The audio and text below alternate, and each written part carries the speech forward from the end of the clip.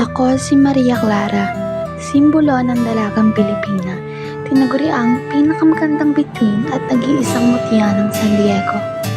Ako ang nag-iisang anak ni Don Santiago de los Santos at Doña Pia Alba. Lumaki ako sa aking Tia Isabel at mga praile sa aking paligid.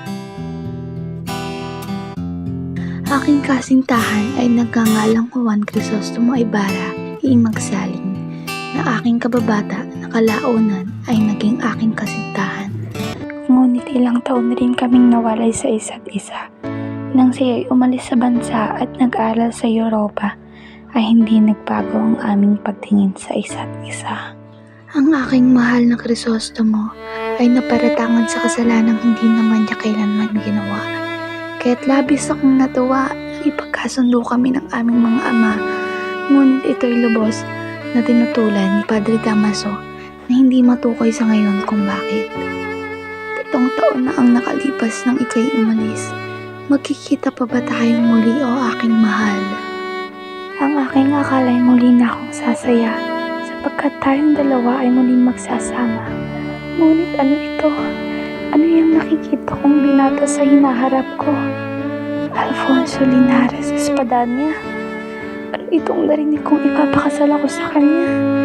Hindi, si Crisostomo lamang ang aking mahal. Tila ba'y nagunaw ang aking mundo at ika'y nakulong mahal ko. At natuloy ang pagpapakasal ko sa taong hindi naman ikaw. Mas nakakapandumo ang katotohanang sumabay na ama ko pala si Padre Damaso na siyang gumahasa sa pobreng ina ko. O Crisostomong mahal, sana ay maintindihan at intindihin mo kung bakit ako nagpakasal sa binatang ito. Tawarin mo ako kung nainip ako at sumuko. Patawad kung naging mahina ako. Patawad sa hindi paglaban. Palayain mo sana ang sarili mo sa pag-ibig kong taksil. Wala akong magawa dahil ama ko na ang nagsabi nito. Pinilit kong ipaglaban pero ama ko ang kalaban ko. Akala ko ito na ang pinakamasakit at paghihinagpis ko. Ngunit ano itong nalaman ko? Patay. Patay na si Crisostomo Ibarra. Patay na ang mahal ko. Hindi maaari. Sabihin niyong nagsisinungaling lamang kayo. Ama, naway payagan niyo akong pumasok sa kumbento. Dahil mas pipiliin ko pang maging madre. Dahil ako ay malulunod lamang sa kalungkutan. O magpatiwakal na lamang. Patawad dahil wala na akong nagawa pa sa nangyari sa iyo. Lagi kitang kaalalahanin at ipagdarasal, Crisostomo.